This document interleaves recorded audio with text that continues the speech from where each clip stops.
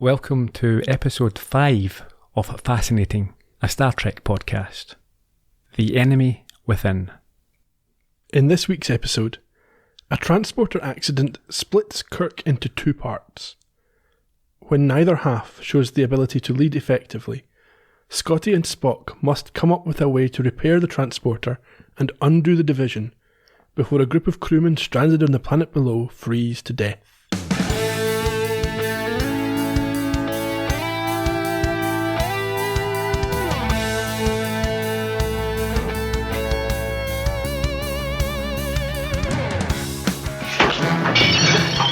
Lieutenant Kirk! I'm Captain Kirk! Good evening, Ian. We've got a darker episode this week, haven't we? It certainly has its dark moments and its dark makeup. Yeah. Its dark lighting. I think it's my favourite episode so far. That's good. Unless it's because you really hated the first four, but I don't think that's the case. No, that's not the case. It was enjoyable, but there are certainly scenes here that we need to discuss. There's certainly behaviours that can't go without a mention. That's true. It's the first episode we've had that really showcases Kirk as a character over the rest of the crew. We go full shat in this episode. And there's no guest stars really at all. It's all Enterprise crew and that dog thing. That's true. The puppy in the Halloween hat, the party hat. Yeah, it's a thespian, I'll have you know. Quick reminders again before we start. I think I've maybe not been quite as international on this as I should have been in previous weeks. We're watching on UK Netflix these episodes, which are the remastered versions. I think in America they might be on Amazon Prime, although whether they're moving to CBS All Access at some point is also possible. We're watching in air date order. I think this might be the fourth one that was filmed. Certainly it's before The Man Trap and before last week's episode as well. You said last week we would stop this. Telling you what order they were going to be in. Yeah, it's important this week. Okay. Well, while we're at it, mention the fact that YouTube are already playing silly buggers with us. Yes, they've got challenges to the copyrighted material contained within, so we'll see if we can get that sorted out. If we can't get it sorted out, you'll always be able to find us somewhere. You told me, I think last week, that Rand leaves after a few episodes, maybe 8 episodes or so, and I can't help but think that it's maybe because she is threatened with sexual violence every other episode. She does seem to be a target, doesn't she? Yeah. Makes you wonder what's going on away from the cameras. You all set? I am. Crack on. Okay, so we're starting out on planet Alpha 177. Yes, an exploration party is down there working in the cold while Sulu holds a dog in a Halloween costume, as I said earlier. It looks like he's stealing this dog. Yeah. It's from the planet, presumably. There must be rules about what you can and can't take. We're worried about contamination, etc. So you can't just go lifting the animals, even if they look friendly or healthy enough. Yeah. Maybe they've done tests. Maybe it's a known species. Yeah. But then they don't refer to it by any name. Kirk notes, I think, that at night the temperature can drop to minus 120 degrees. Now, what's that? I've got always Fahrenheit. Fahrenheit, yeah. What's that in our language? It's not as cold as 120 degrees. Yeah, but not far off. I mean, it's not warm. No, but I think it's certainly not survivable on an ongoing basis. Just then, some random chap, Fisher, I think we come to learn. Yep. He has a little tumble. Yeah, he just falls off a hill by himself. Clumsy. He cuts his hand and is covered in some sort of rock dust. Yeah, Kirk sends him back to the Enterprise for some treatment. Yeah, go up to sick bay. And we head to the transporter room. We do. Scotty seems to be having some kind of a problem beaming Fisher in. Yeah, it doesn't go quite as smoothly as usual. And when Fisher is scanned, we eventually find out that the dust is magnetic, I think, Scotty says. Some kind of ore, yeah. This concerns him. And he orders decontamination, as well as remarking that the process acted like a burnout. Yeah, it certainly was not healthy for the transporter system. So when Kirk then asks to be beamed up, Scotty makes him wait a moment or so till he gets things recalibrated. Things anyway seem okay, so he beams up Kirk. But again, something is not quite right. And this is confirmed by, I think it's a look of disorientation on Kirk's face when he appears. He seems to stumble off the transporter pad and Scotty has to support him. Yeah. He says he's okay, just a little dizzy. But Scotty helps him to his quarters. And when they leave, something dramatic happens. Yes, a second Kirk arrives on the transporter. Yeah, and it's quite obvious that it is an evil Kirk with a great close-up on his face to hammer this home. Yeah, he looks dastardly. He does, yeah. We get the opening credits. We do. And then a captain's log. What year is it? Stardate, Ian, give it to me. Doesn't. 1672.1. Thereabouts. Good guesswork, I would say, Ian. Yeah. Now, this is an earlier stardate than what we saw in a previous episode, so tell me about this. Yeah, this is why it's not important, because I think the stardates, if they're in any order, they're going to be in the order they were filmed, but I don't even think they keep them consistent that way, so I tend to disregard it. I think the way that the episodes were aired is generally considered to be chronological. Okay. So this happens after the previous episode, regardless of stardates. Yeah, but this episode was filmed before the... It may have been filmed before, but in the Star Trek universe, this is later, I believe. Okay. Otherwise, why would they show them mixed up? I don't think it really matters too much. You're obviously not a dedicated Trekor like myself, taking things seriously. Clearly, Gerry. In any case, as you mentioned, we find out this is Planet Alpha 177, and the log recaps what we know. Yeah, it's one of Kirk's timey-wimey logs where he reflects on things that the audience or the viewers know, but the character doesn't. Back to the transporter room where the evil Kirk fondles the equipment, but is disturbed by a red shirt and is quite furtive until he realises that it is assumed that he is a captain. Well, from his point of view, why would he think anything else? He's not even aware there's a second captain. Yeah, but does he know? See, that's the thing. In his mind, what is he thinking? Does he know who he is? Yes, he knows who he is. Okay. Well, perhaps it's a traumatic event. Perhaps he thinks that this is obvious that this has happened. Yeah. They can see into him, or they can see through him, or they can see what he's thinking. Or at least he doesn't know what they think, so he's... Yeah. Yeah. And when he gets a normal reaction, this buoys him a little. Yeah, absolutely. Or buoys, as they say in the States. Do they? Yeah, I think so. In the corridor, we hear Uhura. We don't see her in this episode, but we hear her a couple of times. Do we? Yeah, she is talking over the comms, not saying anything particularly important, as Scotty is trying to persuade Kirk to go and get himself checked over by McCoy. Yeah. This is the first Kirk, we should say. Good. We'll call him Good and Evil Kirk, I think. I've used various different descriptions through my notes, but we'll see. Good and Evil is what we're going to call him from now on, ain't it? Not your various different descriptions, unless I'm allowed to call Bones Mac. You can't. Okay. We'll get complaints. More complaints.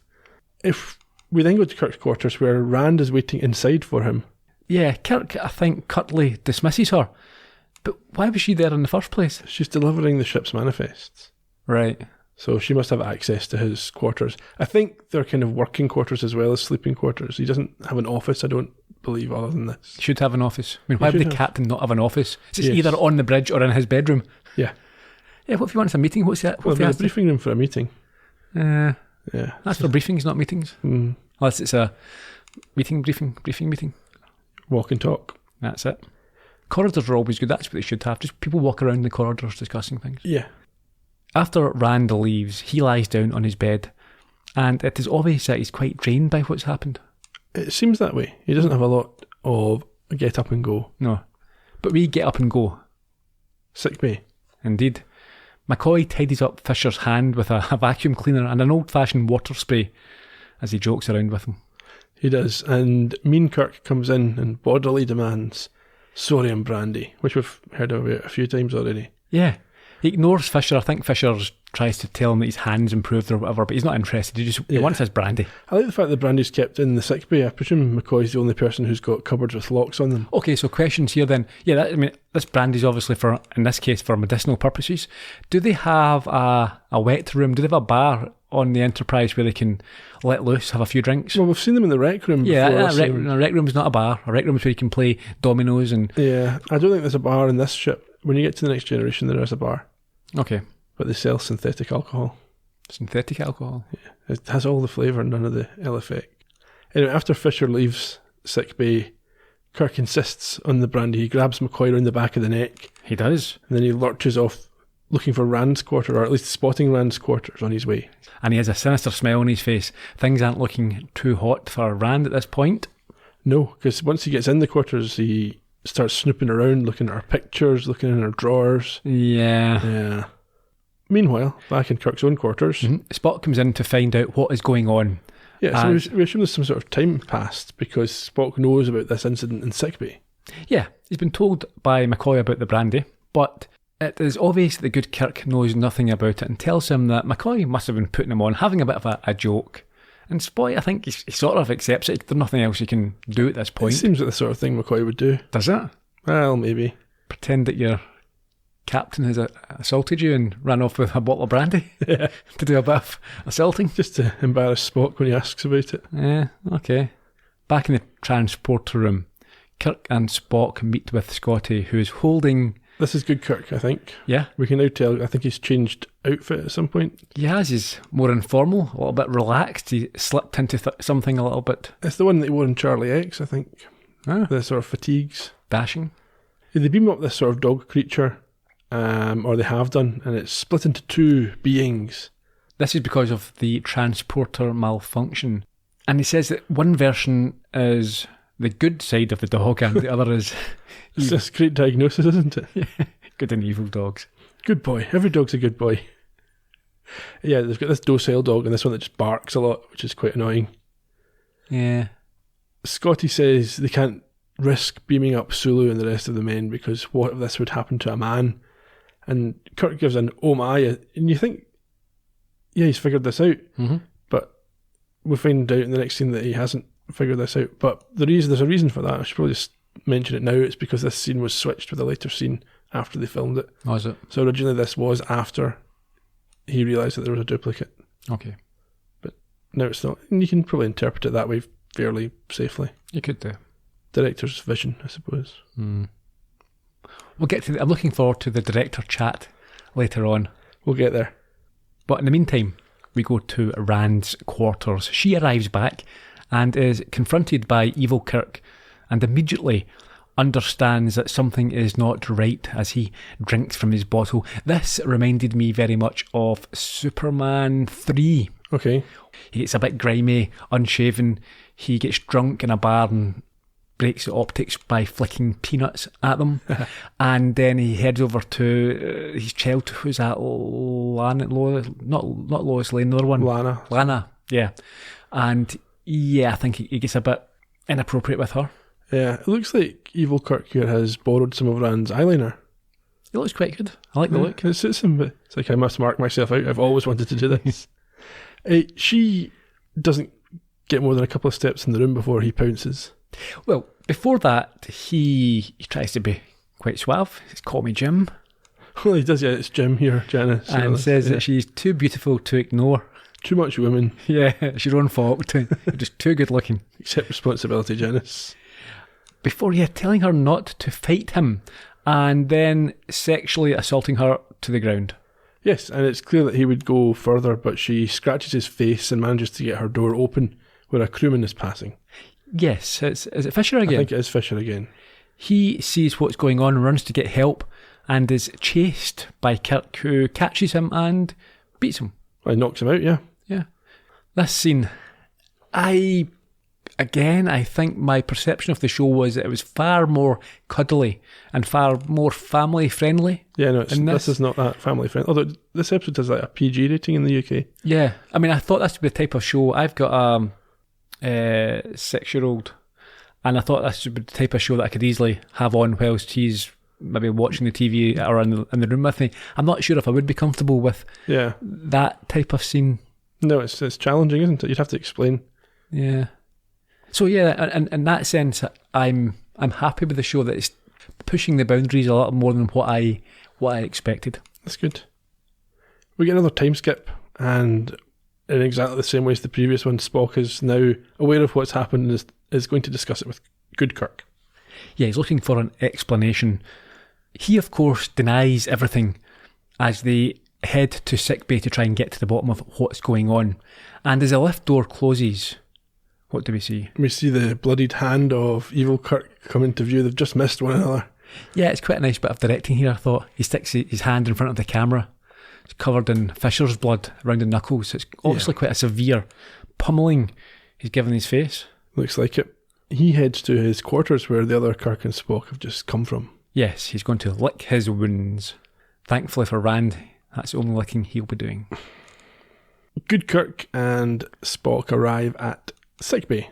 Where with McCoy, they listen on to a distressed Rand who is detailing what happened to her. Then he kissed me and he said that he was the captain.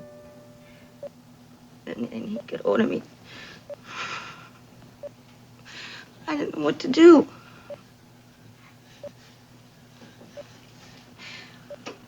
When you mentioned the feelings we've been hiding, and you started talking about us. Us? Well, he is the captain. I couldn't just...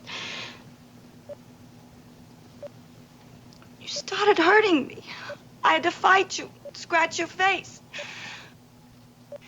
Yeoman. And Look at me. Look at me. Look at my face. Are there any scratches?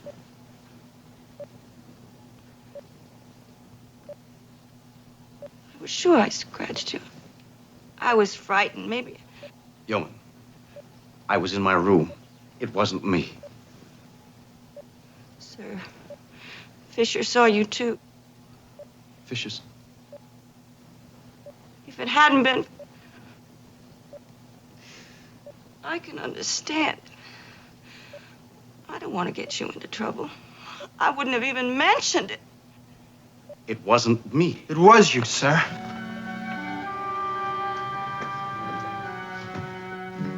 Do you know what you're saying? Yes. I know what I'm saying. Fair play to Fisher here, I thought. It's a veiled threat there from Good Kirk to Fisher. Yeah, but he stood up for it, a bit of integrity. Yeah, well, both Fisher and Rand, unaware of any duplication, are convinced this is the man who's carried out the assault. They are. Although Rand did say that she normally wouldn't have, it went a bit far.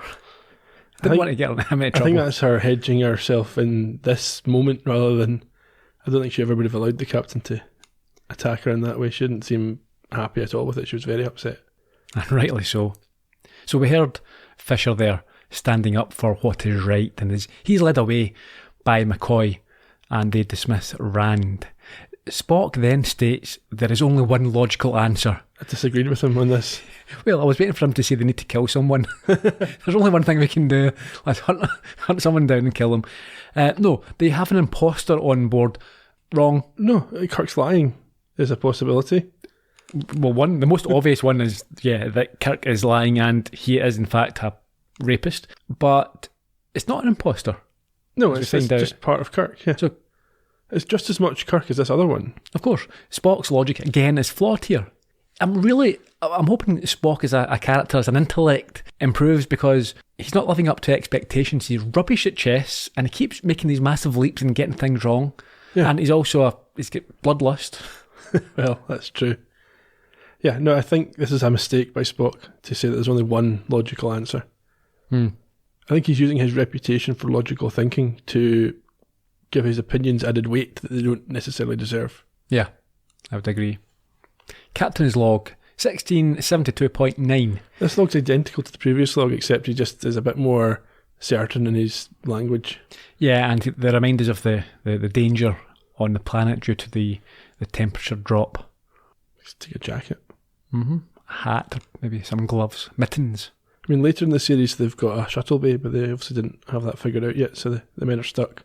Do we ever add on things to the ship? I don't mean just that the script writers do. I mean, do they ever incorporate that into the storyline that we need this or that, or we're going to build something? Of course they do, yeah. Yeah. In all iterations of the show, things just get discovered. Okay. Magical MacGuffin type things. Good. Back down to the transporter room. Holding the good dog, Good Kirk asks Scotty what has happened, and he offers that the magnetic dust on Fisher's clothes when he was initially beamed up may have caused an overload. But it's just a supposition at the moment. At least he, unlike Spock and McCoy, in fairness to him as well, They offer suggestions, but they don't say it's the only logical. Yeah, this must be the answer, yeah. I think Scotty says it's going to take some time to identify and resolve the problem, and then lame Kirk notes that this will mean the men die, but he doesn't really fight for anything. He doesn't push Scotty to think harder or faster. He also says that because of the problems with the transporter, it's too risky to bring up the Sulu and the other party, or the rest of the party. Yeah, so they're going to have to die. Yeah. Because Kirk's not going to make Scotty work any harder. You say he doesn't bother, but he does try to remind him of the temperature situation. He mentions it, but he's not forceful with it. He's not like, normally you expect Kirk to say, Scotty, we have to save these men. Sure. You know, get this fixed, you've got an hour to get this fixed. But instead it's more like, oh, they'll die. Oh, it's sad. What else can we do? Search parties, but don't kill anybody. Spock then brings the subject back to Kirk's duplicate and is told to organise a search party. Yeah, like I said, but Kirk doesn't want anybody killed because it might kill him or harm him in some way. So a Spock who is now more decisive than Kirk informs him that they can't risk killing him as they have no knowledge of how it could affect his good self. And he immediately accepts this and worries about it. Well, you would. Yeah. Thinking, don't but really want... no reason to say that. They don't know what's happened here. They don't know if it's part of the same man or a duplicate or... Exactly, but that's why you shouldn't kill this person. Yeah, but the way Spock phrases it is more like, this is absolutely the case, rather than we should probably be careful here. I felt, watching this scene, that Spock was probing. He was testing Kirk for the way he would respond to certain stimulus. I think he was asking questions and he was leaving things open to see if Kirk would pick them up. And sometimes he did, sometimes he didn't. I think Spock at this point has this idea in his head that Kirk is starting to lose his decisiveness, and he's trying to find out if that is the case. Spock's trying to instigate a mutiny, I think, or he's planning one if it has to happen. But only at the very last possible minute. Good Kirk wants to make an announcement to the whole crew about what has happened and what the situation is and why he is limited in his decision making. Yeah, but again, Spock has to advise him of this folly. I think Spock is off base again, though. Yeah, it's an odd one. The crew must think you're infallible. No, the crew must think you're honest and trustworthy and reliable. Because what are the crew going to do? They're not like a bunch of pirates here. They're not going to all of a sudden think, there's a weakness that we're going to take over and... Yeah, it's not a pirate ship, yeah. Yeah. Earlier as well, I think that we heard Kirk order that the phasers are all set to stun so as not to kill himself. Yeah. So Spock tells him he can't tell everybody about this, and then Kirk just doesn't have the fight to go against that. He says, yes, and I should have thought of this myself, and please, next time I'm... These really wishy-washy orders. The next time I'm indecisive, tell me. Yeah. That's the limit of his instruction to Spock. I think that's the point, isn't it? He is wishy-washy. Yeah, he's getting that way. Another log, 1673.1. Again, he recaps his condition. Yeah, he's concerned about his loss of willpower. No doubt the subtext is he's concerned it'll lead to overeating and a lack of exercise. To the bridge. Yes, Here. Kirk's making this big announcement. Yes, that there is an imposter on board. Again, not correct. But gives away information about the scratches. That's not a good move. That's the type of thing in a movie you find out about a killer and the police keep that to themselves. They don't. Yeah, he's announcing it knowing that the imposter will hear. The thing that I find interesting here, though, is the imposter is in Kirk's quarters where he finds a jar of foundation. Yeah. to fix his scratch. That explains your question about makeup from earlier in the series. Indeed. Kirk has to be reminded by Spock to inform the rest of the crew about the phasers being set to stun and to use minimum force. And so, hearing this in Kirk's quarters, the evil one shouts out that he is a captain, as we heard at the top of the podcast. I'm guessing that's quite an iconic little scene. Well, it's quite a memorable one anyway, isn't it? Mm-hmm. Straight away. And like we said, from his point of view, he is Captain Kirk. He's not aware that he's some kind of evil half or duplicate. I don't think. Because good Kirk has the intelligence. He's able to ascertain something's missing here. Whereas this other half, I think, maybe lacks that bit of awareness. But he knows who he is. Yeah, an interesting one. I don't think he considers himself a usurper. And certainly he's got as much claim to being Captain Kirk as the other half does. Yes. Outside the door of Kirk's quarters, Wilson, who we didn't mention but was in an earlier scene with the transporter, greets him, not realising he's the imposter. Has he not just heard the message? This gullible idiot deserves everything he gets here. Hands over his phaser. It's like, well, why would the captain ask him? Hang, they're an imposter. Oh! Yeah. Moments after being told that there's a bad Kirk running around. Yeah. One of the Kirks asks you for your gun. Why would he want it? And he hands it over. I'm sorry, you're a moron. You deserve to get knocked out there, Wilson. I'm very sorry. Deserve to be shot. Dead. Well, that'd be a Spock's solution. Yeah. We can't have this idiocy on our ship. We now head to the briefing room. Yeah, we're kind of intershot with the planet's surface because Kirk and Spock are talking with Sulu, who's getting a bit chilly down there on the surface. Yeah. Spock tells Kirk that they tried to send heaters down, but they duplicated and didn't. I want to know, what was the evil heater like? It's like it's really cold. It's only 1 bar of heat. They then get a communication informing them about what has happened to Wilson, and Kirk states that they have to find him, but I can't think how. Yeah, well, Spock then realises that the imposter / evil half somehow has Kirk's knowledge of the ship. It's because he's the same person, Spock. Yep. So he asks him how he would think, where would he hide in that situation? And Kirk knows exactly where he would be. Where's that? Engineering deck. Kirk and Spock search for, or good Kirk and Spock search for bad Kirk, and the Kirks come face to face. For some reason, like in a bad movie, Kirk and Spock split up to go in this hunt. It reminded me of the first episode, The Man Trap, when they tried to circle Crater whilst yelling to each other. Yeah. So we see the evil Kirk drop down from above, resulting in a face-off between both, as good Kirk insists that the evil one can't kill him. They need each other, and I think that's right. Yeah, but evil Kirk doesn't care. He says, I don't need you. And he pulls his phaser, or points his phaser at Kirk. And lets off a shot just as Spock uses his nerve pinch to decommission him. But this doesn't prevent the shot causing a lot of damage to the transporter. That was very, very, very unlucky, wasn't it, that they happened to hit. Oh, down there, there's the one system section you don't want to hit, yeah. That's also happens. Now, this was, we should probably just chuck the trivia in here, the first nerve pinch filmed. So although we've seen it last week in Naked Time, I think, it hadn't been invented, and Leonard Nimoy himself invented it because he wasn't happy with the brutality of Spock knocking out evil Kirk. He was happy enough to knock Nancy around in the Man Trap, but he's not happy to incapacitate Kirk too violently. So he invented this nerve pinch, which has become iconic.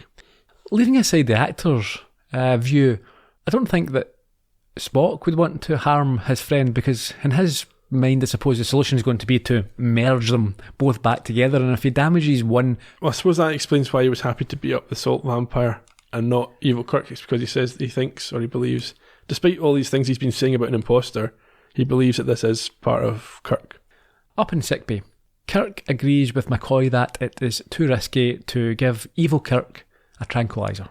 Yeah, they're just going to bind him to the sickbay bed. And Kirk opens up with a bit of anguish to Spock, who sees the situation as an opportunity to discover more about the nature of man. What's the matter with me? Judging from my observations, Captain, you're rapidly losing the power of decision. You have a point, Spock? Yes, always, Doctor. We have here an unusual opportunity to appraise the human mind, or to examine, in Earth terms, the roles of good and evil in a man. His negative side, which you call hostility, lust, violence, and his positive side, which Earth people express as compassion, love, tenderness. It's the captain's guts you're analyzing. Are you aware of that, Spock? Yes. And what is it that makes one man an exceptional leader? We see here indications that it is his negative side which makes him strong. That his evil side, if you will, properly controlled and disciplined, is vital to his strength. Your negative side, removed from you, the power of command begins to elude you. What is your point, Mr. Spock? If your power of command continues to weaken, you'll soon be unable to function as captain. You must be prepared for that. You have your intellect, Joe. You can fight with that. For how long? If I seem insensitive to what you're going through, Captain, understand. It's the way I am. Captain Kirk. I don't think Spock means that he's an insensitive person. It's just he appears insensitive. Yeah. But it does come across as him saying, if I appear insensitive, it's because I don't care. Because I am. That was Scotty at the end of the clip there with the news that the transporter is basically gubbed due to being shot by Kirk. It's his own fault. Yeah, I like the fact that Scotty's had to discover this and that Kirk and Spock didn't tell him that he shot the transporter. We jump down to Alpha 177 for a moment where a freezing Sulu politely requests a status update as it is now 41 below. Yeah, Kirk assures him that they're close to fixing it and everything's going to be fine. He's definitely not going to freeze to death. Yeah, he's lying to him. He is, because it's going to take at least a week, Scotty says, to fix the transporters. And he jokes about getting him some coffee and the end of a long rope. Very long rope. We've got a very basic recap, Captain's Log. Again, I'm convinced these are post-advertisement catch-ups for people who have been making tea. Yeah. Also, I think it's just a way to split a scene. Yeah, it is delivered in an increasingly indecisive way by William Shatner, who is obviously enjoying himself in this episode. Did we go back down to the planet now? Yes, we now see Sulu using his phaser to heat rocks. It's minus 75. And he's surprised when he communicates with the Enterprise and is put through directly to Kirk. Yeah, I think he makes a joke about having given everyone else the afternoon off. Yeah. But Spock does come in. What does he advise? He tells Sulu that it's going to be a while longer and he should use the survival procedures, and Sulu refers to Spock's training program. Yeah, I assumed that meant he had to kill and eat his colleagues. Yeah, that's only when it gets to minus 130. Back to sick bay. The bound Kirk, the evil Kirk that is, wakes screaming, and a worried McCoy confirms to good Kirk that the body is weakened. It has been in a duplication process. Yes, he says that he thinks evil Kirk is dying, but as we know, McCoy is quite prone to hyperbole in these situations. Is he? We've seen in the past, he just chose to die. Yeah, that's true. He gave up. Yes. He's like, I got to the point of medical science where I couldn't be bothered researching any further. I made no mistake. The patient decided to die. Yes. What can I do? Death is imminent. I don't know why, but it's probably to do with the transporter accident, and he's definitely going to die. But good Kirk cures evil Kirk by holding his hand and telling him to think. He does, yeah. That's simple. Power Easy. of the mind over matter. Also, I suggest that perhaps he wasn't actually dying. In any case, it seems to work, as confirmed by McCoy, who suggests a brandy. Yeah, well, I think he's following up on the evil Kirk's earlier request, isn't he? He needs to take him back inside. He needs to merge again, be at one with this person. But he doesn't want the thoughtless, brutal animal that he sees evil Kirk as. A sentiment that doesn't please the evil Kirk who's lying there. No, I don't think either of them have much time for the other. I don't think evil Kirk thinks, if only I had more compassion. Yeah, he sees him maybe as a bit of a... useless. Yeah. Yeah. It's like, what can he add? I bet if either one of them was given the free choice, they would both be... who they are. Certainly initially opposed to integrating the other. McCoy, however, is more reasonable about it and claims that we all have our dark side. It just happens that Kirk's is particularly dark, yeah. A rapist, yeah. It's what makes us human, and it's needed. I think this is Hobbesian, isn't it? This sort of the natural state of man is nasty and brutish. Yeah, it's reminiscent, I suppose, of Jekyll and Hyde. Well, that's the inspiration for the story, isn't it? We'll Is it? maybe mention that later. Okay. McCoy doesn't like agreeing with Spock, but the negative side is what gives him his strength to lead. Perhaps to reassure Kirk, but also seemingly correctly, McCoy notes, however, that the good side is the one that appears to have the most courage, or all the courage, because he didn't fear the way that the evil Kirk did. Well, that's something. Spock then communicates with a request to go to the transporter room. They may have an answer. Yeah, they've magically fixed this thing that was going to take a week. Yeah. In 5 minutes, and we're not going to find out why. Just accept it. It's been fixed. And as they leave, we see the evil Kirk laugh in the knowledge that he is needed. So he now knows he has the power to, or he has the confidence that he won't be killed. Yeah, they can't dispose of him, so Yeah. he's going to look for opportunities, perhaps. At the transporter room, Spock and Scotty explain through some mumbo-jumbo that they think they have a solution, but they want to test it with the dogs first of all. Yeah, So they put them through the transporter and they are reunited into one body. Yeah, I think the indecisive Kirk had to be prodded again to agree to this in the first place. I think he was willing to take direction from anyone that sounds decisive. Mm-hmm.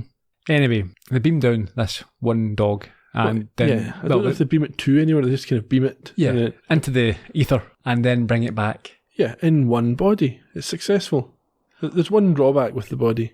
What's that? It's a dead body. Yeah, I suppose that's not entirely ideal. Spock rejects science for the rest of this episode. Does he? Yes. He decides that doesn't mean anything.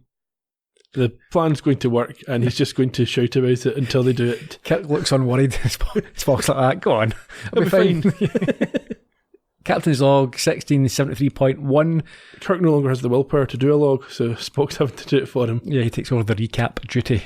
I think we're in sick bay now where McCoy sends the dog off for an autopsy and Spock enters where they evaluate the possibilities with Spock espousing his usual assumptions.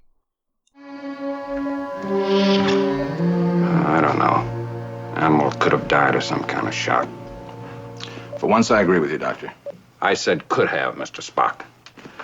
We won't know until we get a full post-mortem. No autopsy is necessary to know that the animal was terrified, confused. It was split into two halves and suddenly thrust back together again. Thus shock, induced by blind terror.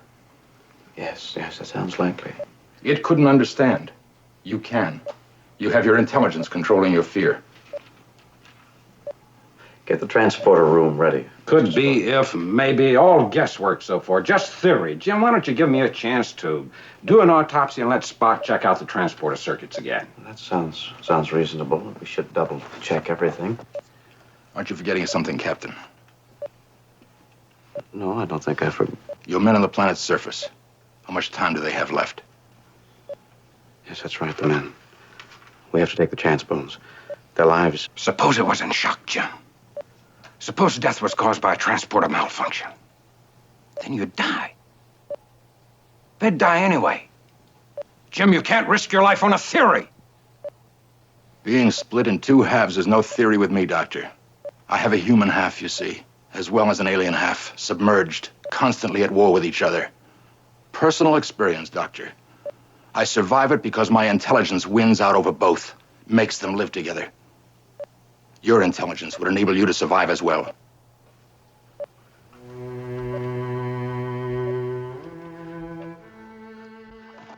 I would not be risking my life in that leap by Spock. They died of shock and your intelligence will overcome that. Away you go. Yeah, he's just made that up. He has. Also, why does he refer to one half of his person as alien? Surely both halves are alien to the other, or neither half is alien. Yeah, I mean, someone of mixed race wouldn't refer to different parts of themselves. My white half, my black part. No, they were literally half and half. You can see that coming up in a future episode of Star Trek. Are you? Yeah. Anyhow, pathetic Kirk asks Spock to make the decision for him, but he won't do that unless Kirk relinquishes command. But he says no, he's not doing this. No, he will make a decision, and he's going to do both. Yeah, he tells Spock to ready the transporter, but for McCoy to continue with the autopsy. So it's not really a decision, is it? Yeah, just everyone do what you want, basically. I think, the idea would be if McCoy discovered anything, he could alert them. They leave to do so, and we see that Kirk's in a bit of mental pain here, a bit of mental torture, as he stumbles through to his yang and receives a communication from Sulu. Yeah, Uhura puts Sulu through. Sulu's now within a cube of ice. Yeah, they are near perished down there, and Sulu is barely able to tell him that it is minus 117 and that two of them are already unconscious. We'll get back at the end, we'll get back to that. Okay. I hope we do, otherwise they'll be dead. Anyway, Kirk goes back through to, or joins his alter ego in the sickbay bed. Or not in the bed, but next to the bed. Yes, and he states that he can't let them die. And Evil Kirk asks what he's going to do. The response is that both of them are going through the transporter. Evil Kirk says he won't fight him. He feels weak and he's ready for this to be over. So he releases Evil Kirk. This is a mistake number one. And there was a trap. Yeah, of course. As soon as he gets his chance, he overpowers good Kirk, grabs his phaser and leaves. As you would. Yeah. It's unfortunate that Rand is the first person that he comes across. She must be like, oh, come on. Yeah, he explains himself. He makes out that he is good Kirk. She's almost as naive as Wilson and accepts the offer to meet up in his quarters in his bedroom later on to chat through things. I'm not sure she was that enthusiastic about that offer, but it's, what do you say to your captain? He's obviously not going to get punished for what he's done to you. I would be saying, Captain, you have to understand that I was nearly raped by you earlier on, so you will forgive me if I don't. I think what she's seen is that she reported this attempted rape, and they just said it was a figment of her imagination that did it, an imposter that no one can actually confirm believes exists at all. So she's just got to accept it. So she's seeing the system of justice on this ship is not there to protect her. So what can she do? Yeah, but even his motive for meeting is to explain, but he actually explains. He's already done that. Yeah. Yeah, it's clearly not his motive. So Rand should say, no, it's fine. What you just said there, that's You've covered it. Yeah. On the bridge, Evil Kirk resumes command. Or takes command, I suppose, depending how you look at it. And orders the protesting Pharaoh to leave orbit. Yes, but the men cannot be saved. Spock is there for some reason. I thought he'd gone to the transporter room. Yeah, but he's very efficient. He's done that. Spock, I think, is a bit concerned by this order, but he tells them to go back to his station. And things get complicated when McCoy and good Kirk enter. Yeah, I was hoping that then you'd have Rand and a third Kirk arriving just to throw another cat among the pigeons right at the end. Scooby-Doo ending here, they're pulling masks off. And there is only a brief doubt about who is who until Spock walks over beside good Kirk and McCoy, causing evil Kirk to flip out and pull his phaser out as he is surrounded. Yeah, he hauls the helmsman off his station and insists that he is the real captain, which, I suppose he is as much as the other guy. Kirk, however, knows what needs to be done and reminds the fragile evil Kirk that they need each other to live. If one dies, they both do. There's an interesting shot here where it's been reversed and Kirk's hair and his scratches are on the different side. I think that was just a technical issue. The shot that they took didn't physically fit the shape of the film that they wanted to do, so they had to do some jiggery pokery and hoped that nobody would notice. Okay. In any case, Kirk's logic enables him to take the phaser from the crying, breaking down evil Kirk, who is wailing that he wants to live. And Kirk tells him he will. They both will. But mostly me. Yeah, you're going back in your box. Rand's thinking to herself, I'm not do we need to let him live? She's always worried, petrified that he's in there. As soon as she sees Kirk going for a glass of brandy, it's no, I'll be locking my door extra tight, double bolting my quarters tonight. Changing the codes on that one. Yeah. Down in the transporter room, Kirk indicates to Spock that he knows what to do if this fails. And I'm not sure if he means take over the ship or tell my family, something like that. But either way. They stand hugging each other. The two Kirks. And are beamed down. Where's Scotty? Why is he not doing the beaming? He's on a tea break. Okay. It's inconvenient, but these things happen. I think it's mandatory. When I say beamed down, they're beamed into the ether. And then reversed. They are. And we wait to discover their fate. And of course, this time, it's a complete success with only one live Kirk returning. Yes, he immediately orders the rescue of the crewmen. And once they're aboard, McCoy reports that they will all probably survive. Yeah, again, if I was Rand, I'd be thinking, okay, 2 went away, 1 come back. How can I be sure this is not just the evil Kirk pretending? Yeah, well, guess judge him by his actions. We cut to a short time later and see Sulu and another person being wheeled off the transporter with severe exposure and frostbite, but they're expected to make a full recovery, we hear. Now, I said I'd get back to this. There were only 2 people we seen coming back. So did the other 2 die? I presume they did. No, they already were up and out the room before. No, they're dead. They're dead. They're not dead. They are. No, because McCoy says they'll probably all survive. Yeah, but he was wrong. McCoy's always wrong. No, after they came back, he said they'd probably all survive. Well, he didn't say them all. I think they said they'll probably survive. These ones, The other ones are dead. So, any experts out there? I mean, Ian, you are claimed to be the world's leading expert. Can't even say it without laughing. Yeah. No. I don't think there's any. They don't come back to this, so make up your own mind. Some don't know. Sulu survives. That's the important one. He's got a name. Yeah. Up on the bridge, Oh, sorry, before we go to the bridge, McCoy asks Kirk how he's feeling, and he's a little bit shaky still. He thinks he's seen something that no man should have to see. Oh, I can only imagine. Rand without her makeup. No. Oh, harsh. No, I Very don't know. harsh. What has he seen? What's he seen? We'll get to that next week. Yeah. What do we? Not Rand. No, that's not at all what he means. He means the other half of himself. Yeah.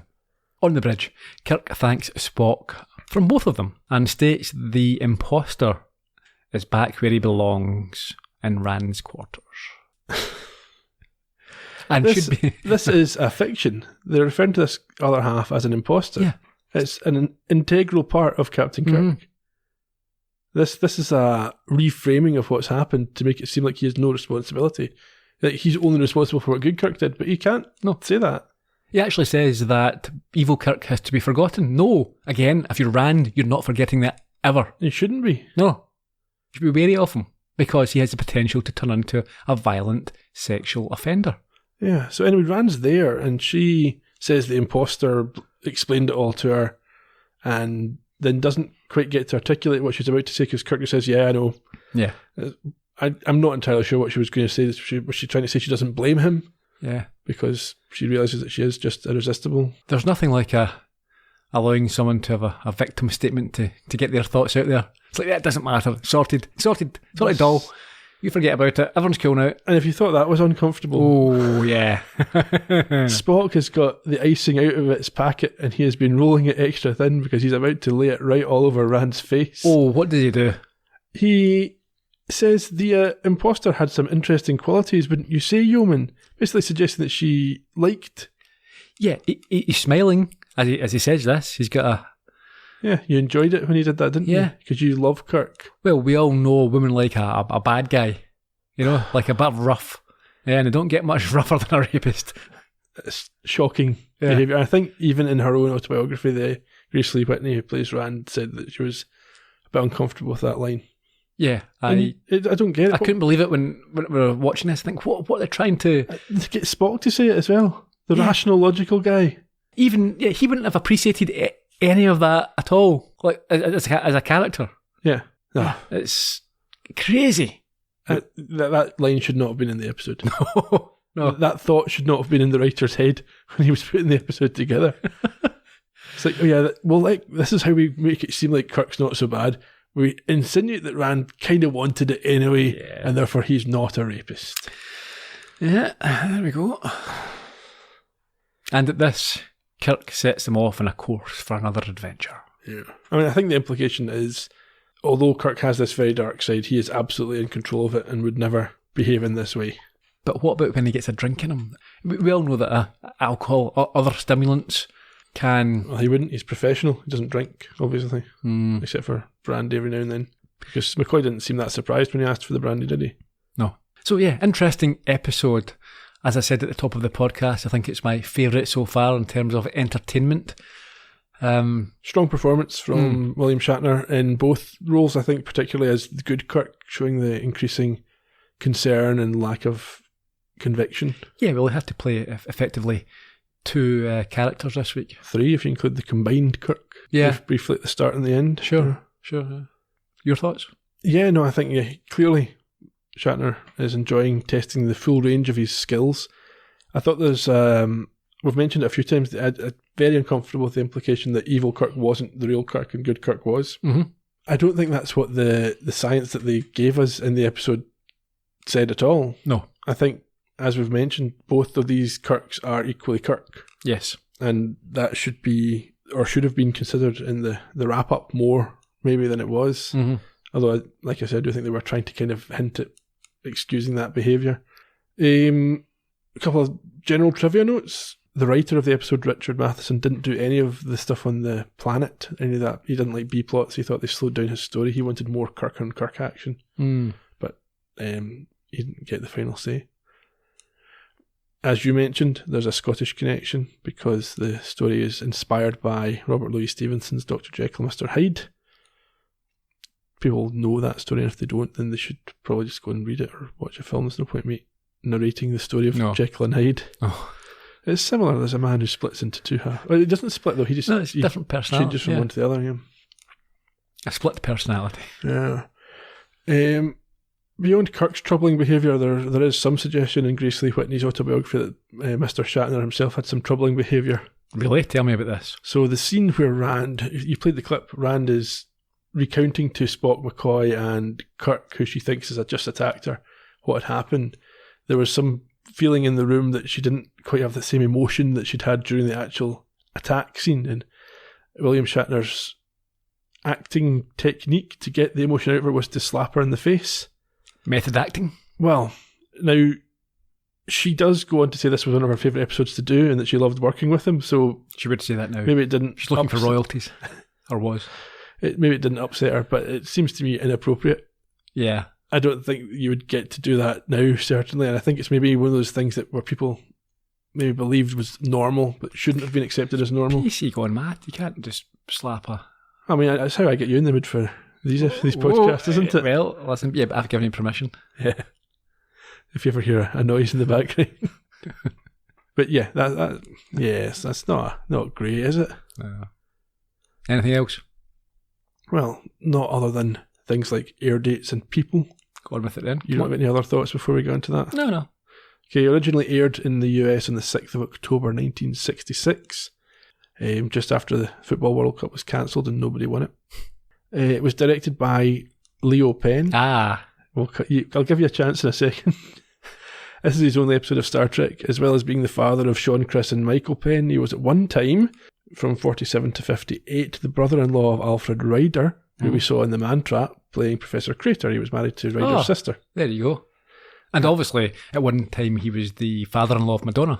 Yes, at a different time, but yes. Mm-hmm. He is our big Columbo connection this week. He has 3 episodes and 3 very good episodes. Can you remember what they were? Well, I looked it up on IMDb. I can tell you at least one of them. Go for it. So he did Columbo Goes to the Guillotine, the first of the relaunched or rebooted series in the 80s. 89, I think he did that. He started in Columbo in 1973. With Ennio Port, which is... Very popular episode. Very popular. And interestingly, he directed the last of the original run, so he was there at the beginning and the end. So The Conspirators? Yes. So he had back-to-back episodes, essentially. Over, yes, but 10-year gap. Yeah. Yeah. I've mentioned the writer already, Richard Matheson. You're not going to tell us more about Leo Penn? No, that's it. He's got a massive CV of great shows from he did loads of things, but Columbo's the main thing. Yeah, Barnaby Joe. Yeah. What's your favourite Leo Penn story? What do you mean, story? What's your favourite thing about Leo Penn? Sean Penn's dad. Yeah, that's it. Have you watched much of his stuff other than Columbo and this? I've watched a lot of the shows that he has directed, TV shows. So I might not know that they're Leo Penn necessarily. Yeah, he was quite an accomplished and celebrated director, I think. There were some stories about him being blacklisted at one stage, wasn't there? Yeah, I think he was quite politically active. During McCarthyism. That's where his son gets it from, I think. Okay. Right, like I say, the writer, Richard Matheson, he also only contributed this one show to Star Trek, and you're going to like some of his other work. So he wrote a number of Twilight Zone episodes. He wrote I Am Legend and the classic Jaws 3D. The best Jaws. Yeah. He died in 2013 when he was 87. A brief note about Saul Kaplan. Okay. I don't know why, I just liked his name. But he scored the episode. It was the first of 6 episodes that he worked on, and it's probably his work on Star Trek that's the most high-profile thing on his resume. He was 71 when he died in 1990. Jim Goodwin, not the St Mirren manager for any of our Scottish listeners. He made the first of his... That'll be getting cut. He made the first of his 3 appearances as Farrell. In this episode we saw him, I think, in the last scene in the bridge. Farrell, not the ex-St Mirren assistant manager. No, he... Let's stop the St Mirren stuff. Yeah. He was the one that didn't like Evil Kirk's order to abandon the men on the planet. Sure. He's appeared in shows like Perry Mason, Chips, and Little House on the Prairie. He died in 1980 at the age of just 50 and was a personal friend of someone you've heard of in an earlier episode, John D.F. Black. Mm-hmm. So we talked about him. He wrote one of the episodes and was also the story editor for the whole series. And it was that relationship that got him his part on Star Trek. Very good. Ed Madden. Dick Madden. Ed Madden. Okay. Who's Dick Madden? Is he American footballer? Manager? I have no idea. John Madden was John Madden, that's who I'm thinking of. Okay. Dick Madden was a Celtic reserve goalkeeper, I think. Okay. Ed Madden previously appeared in The Cage, which we've not come to yet, but may in the future. This is his second Star Trek appearance. He didn't do a lot of acting, certainly not on screen. He's only got a handful of other shows, including an episode of The Fugitive. He's a bit of a man of mystery, so if anyone knows anything about him, please feel free to jump on a StarTrekPodcast.com in the comments for this episode and let us know. I'm not really got anything on him after 1968. I don't know how long he lived. I don't know what else he did. So if anyone has any knowledge, please feel free to share it with us. Maybe he ended up in prison. Who knows? Who knows? Okay, so I've covered my Grace Lee Whitney trivia earlier, so I can skip ahead to international titles. Okay. There's not a lot of variation this week. The French and the Italians go on a similar theme. See if you can translate We're all just here for the Japanese. Well, see if you can... If I give you the French and Italian, see if you can translate them yourself. No, I can't. I don't speak French. I only speak Japanese. I think you've got a chance here. So, l'imposteur. The imposter. And il duplicato. Oh, fair enough, yeah. The Japanese translators, I'm sorry to say, I think they were low on inspiration this week. They went for Futari no Kaku, means two Kirks, which suggests to me that the Japanese for Kirk is Kaku, as in the Brazilian footballer. Okay. Anyway, any other thoughts on this week's episode? No, just as I said, my favourite so far. Good performance by the Shat, and some interesting subject matter, I suppose. Some more challenging. Definitely, I would agree with that. Next week, though, we've got a very different episode. Tell me about it. Mudd's Women. It's another very progressive concept. Is it now? I'm sure you'll find. Yes. In the meantime, you'll be able to find us on social media. We're on Twitter, Facebook, and Instagram, where we're at Trek Podcast. We may or may not be on YouTube. Probably not. Yeah. Anyway, we'll certainly be on our website, www.astartrekpodcast.com, where there's an entry for every episode and comments where you can jump in and give us your memories of the episode, your thoughts on the podcast, and share your experiences with fellow fans. Until then, cheerio. Bye bye.